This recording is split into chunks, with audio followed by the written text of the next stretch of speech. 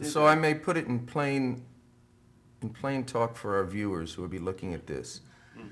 Is there any other model or any other law that would override conservation of energy and conservation of momentum to explain the free fall speed? Is there another set of circumstances that could have explained this? Yes, the use of explosives. Now that we still are conserving energy and momentum, but what we're doing is moving material out of the way, so that now the upper floors can move at near free fall speed because you get the about 300,000 tons of concrete and steel in the lower building out of the way.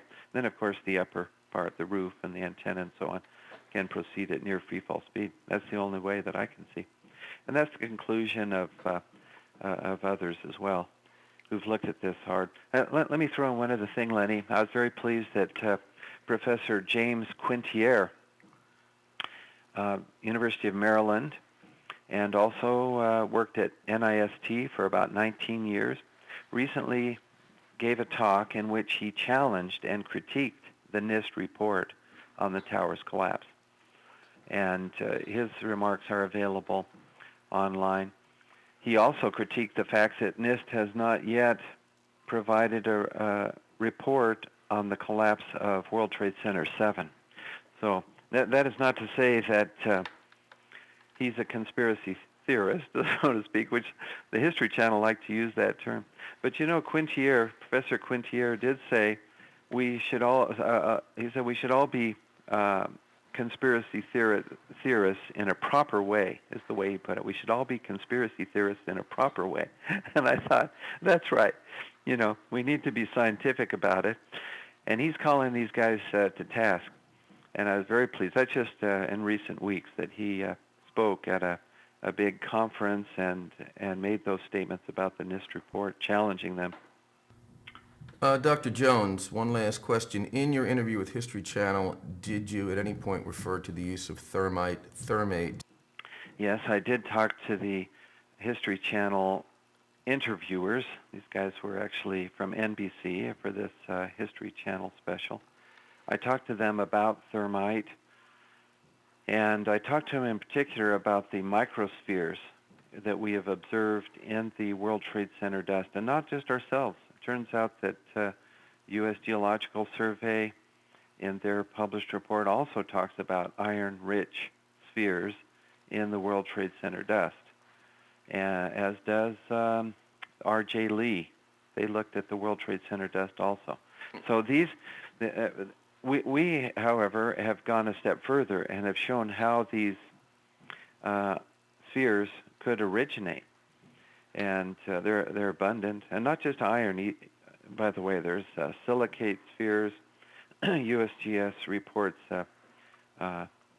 other anomalies, and so does the R.J. Lee report, anomalies in the dust that indicate extremely high temperatures.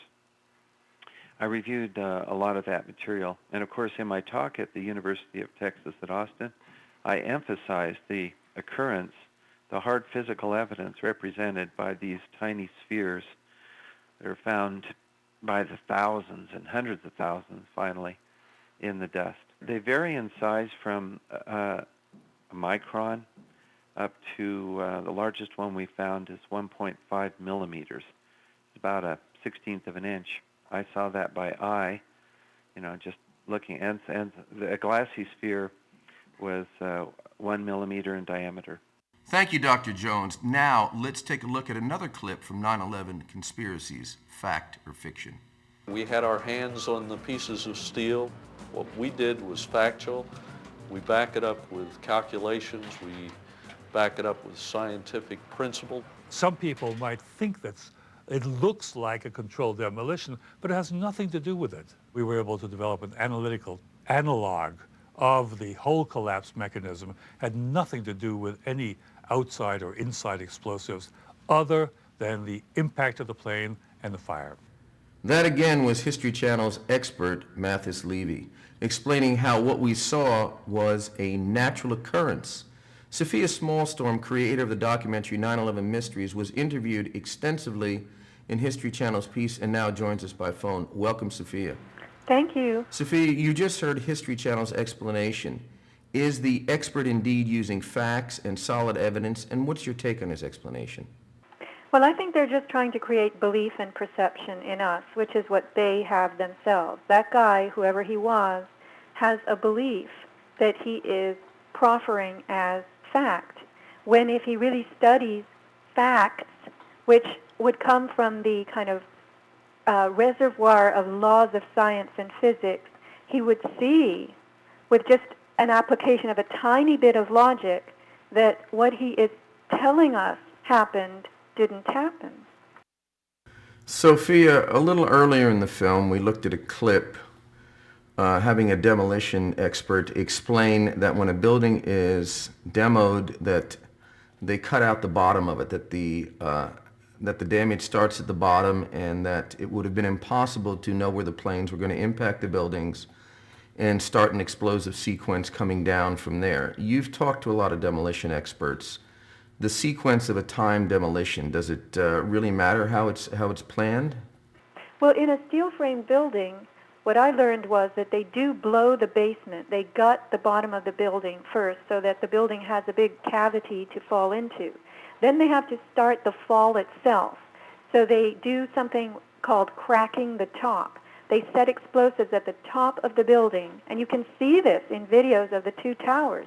There is a lot of action at the top of the building, consisting of puffs of smoke and flame and whatnot, that is, to anyone, from anyone's perspective, something is happening there.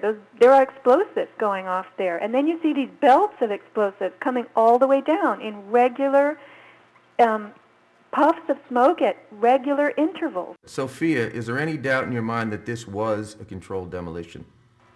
Well, in the umbrella definition of the term, this was a demolition that was pre-planned and therefore controlled. Yes, it had to have been. Buildings don't just fall down like that. Finally, Sophia, what was your experience with the filmmaker, Brad Davis? The producer, Brad Davis, was very, very decent. He was curious. I felt he was intrigued by this. He had done a lot of exploration. I had sent him materials, and he had obviously studied up on the subject. He was traveling the country interviewing me, Dylan Avery, Alex Jones, David Griffin, and he was a person who was displaying real interest and real curiosity. He was not a fraud. He was not a fake.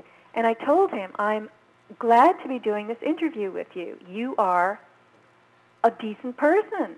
I asked him whether he had any idea how the piece would turn out ultimately. And he told me that he would do his best to produce a good representation of all of us. Sophia, thank you for joining us. Thank you. We soon discovered not everyone agreed with Sophia's take on the History Channel crew. In the next part of our special series, INN Takes on the History Channel, we will speak to syndicated radio host Alex Jones and also to the creator of Loose Change, Dylan Avery. See you then.